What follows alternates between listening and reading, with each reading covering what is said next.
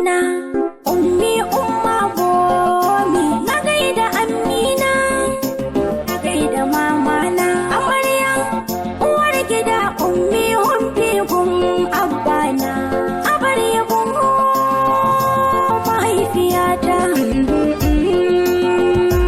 Ban gaya soyayyar ki ba, ko za a min bai kayyana ki ba, mama kina cikin zuciyata, ke ce jigon rayuwa.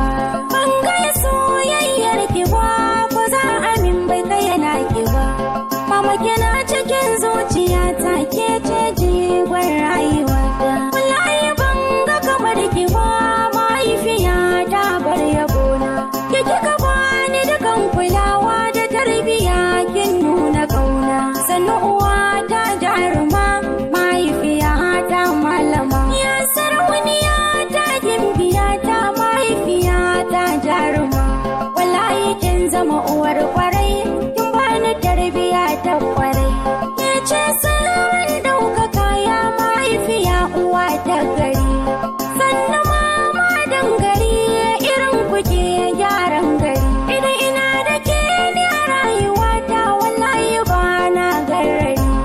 Mama sanyin idaniyata, farin cikin zuciyata, farin cikin kiya zammanawa, mahaifiyata sahibata. Baci na ranki ba za na so ba, mahaifiyata gimbiya.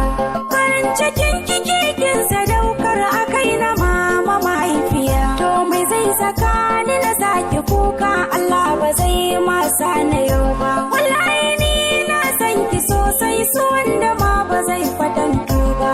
Duk abin da zan miki mama, bai kai kwatankwacin naki ne ba.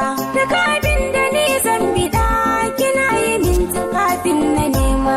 Ina tun ina jinjira ta ɗawainiya, ke cikin kai ne. Abu abin da zakin bida, ina da shi ban miki shi ba. Kin sadaukar da duka jin daɗin kyakai na mahaifiyata. Dare da rana, ruwa da iska a kai na mama baki hutu. Duk masarauta na duniya, na take ta sarauniya. Ɗawainiya har wata tara, rainan ciki na kin kayo. Bacin abinci ki baki barci, in zaki tashi ma sai da wayo. Baki sukuni dare da rana, har kin ka zo gaba rayuwa.